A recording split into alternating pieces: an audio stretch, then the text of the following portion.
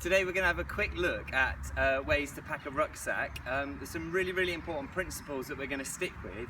Firstly, and very importantly, everything's going to go inside the rucksack. We're absolutely not having things hanging off the outside. No sleeping bags hanging off the outside, no tent strapped on as an afterthought. Everything's going inside today.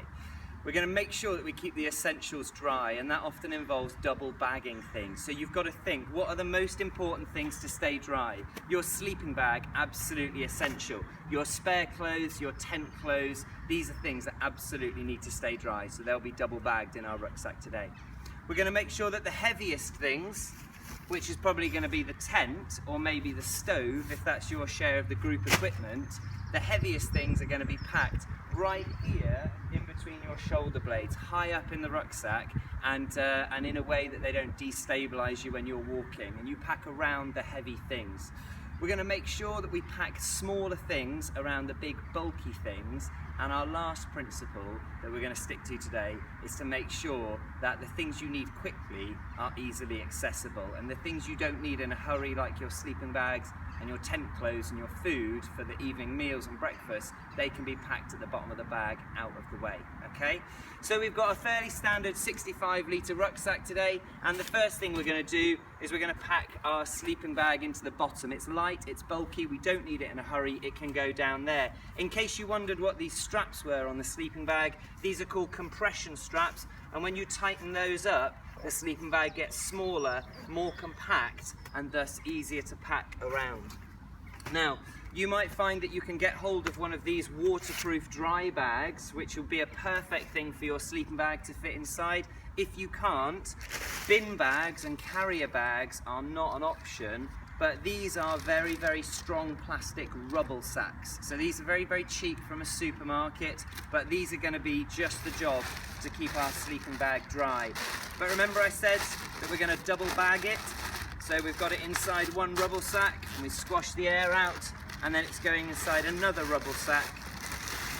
And we're going to twist this up and wrap it up in such a way that all the air's outside, all the air's out of there, and it's nice and compact. And then that could either go right in the bottom if your rucksack is one long compartment, or many rucksacks have this extra base compartment, and that's where our sleeping bag is going to go. Now we may find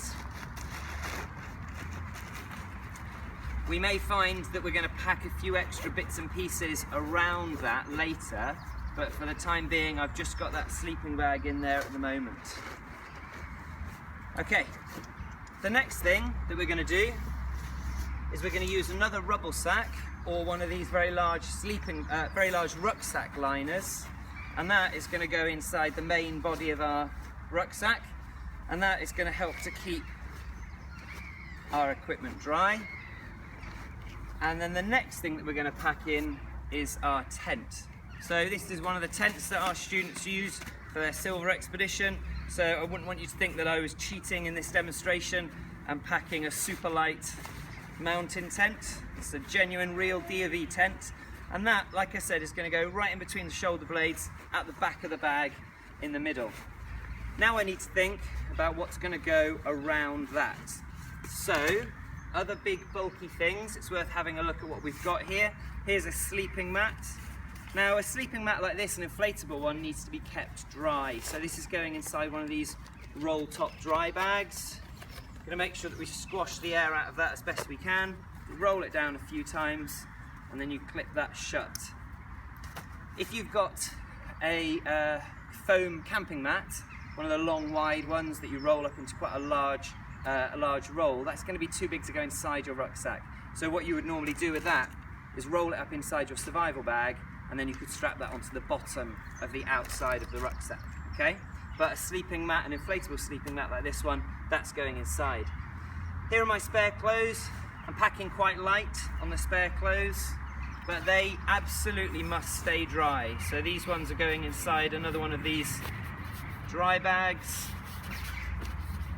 And then I'm going to work hard to squash all the air out of this, get a good vacuum pack on there, so that can pack inside, and it's a bit squashy so it can pack around something, These are my tent clothes. Maybe you're taking along a fleece onesie. Always stylish in the tent. I got some fleece leggings and a nice tight fleece top. DV is always still a place to be stylish. So those are in there like that, and then we're going to squash the air out of there.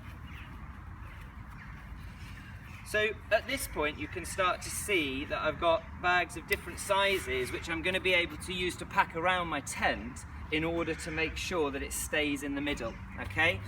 So looking down here at where the tent is in the middle, I'm going to poke this one down that side, all the way down there, and I'm going to poke a similar sized bag down this side in order to balance, and that can go all the way down there into the corner.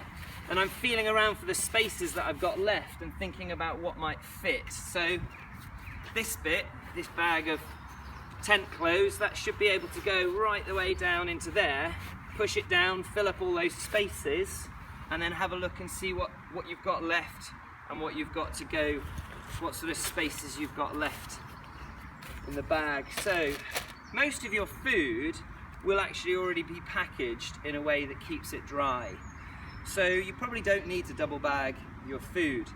And of course, if it's your responsibility to carry the tent, you won't be carrying the stove as well. You probably won't be carrying much in the way of group food. So I've only got a small amount of food for this demonstration, just to show you that you really can get everything in. So I've got a kind of pasta size shape down here. Now, maybe you're taking some sort of footwear to wear around camp in order to give your feet a bit of a break from your boots. They can sometimes be a bit bulky, but I think we should manage to fit those in like that. And then we should still be able to get the rest of our food in as well. So remember, these are things that we don't need in a hurry. If there were things that you needed in a hurry, then you're going to need to pack them in a place that's a bit more accessible, okay? So maybe you're going to be packing some of that stuff nearer to the top or in some of the pockets. So for example, your lunch and snacks, you may say, right, well, let's pop those in the lid up here, okay? Your first aid kit, you're probably going to want to have that quite handy just in case of an emergency. So we're going to pop that in there. And there are some other items that are just a bit bulky and awkward. So you need to kind of factor in what you're going to pack inside them or around them. So for example, your head torch goes quite well inside your mug. Okay, so we should be able to get our plate in there, and our spork, that might be handy at lunchtime. So that can go in there. Survival bag can usually just take up a little bit of space somewhere. And if you're carrying water bottles, they're going to go in your side pockets. If you've got a water bladder system, then that's probably going to go in the top of your rucksack. You're certainly not going to put your water bladder on the outside of your rucksack where it's likely to get damaged. And then finally, because you'll probably need them in a hurry, your waterproofs can be packed right on the very top, okay? This roll top closure here helps to keep your stuff dry inside, but remember, we did double bag everything. That's really important. And your waterproofs don't need to be inside a dry bag. If it's raining, you'll be wearing them. So the final thing to consider then is that those rain covers that you often find fitted to the outside of your rucksack really don't do a great deal. They certainly don't keep your sleeping bag dry, they don't keep your spare clothes dry, they don't keep your tent clothes dry. All they do is just make you look like you've got a wet rucksack inside.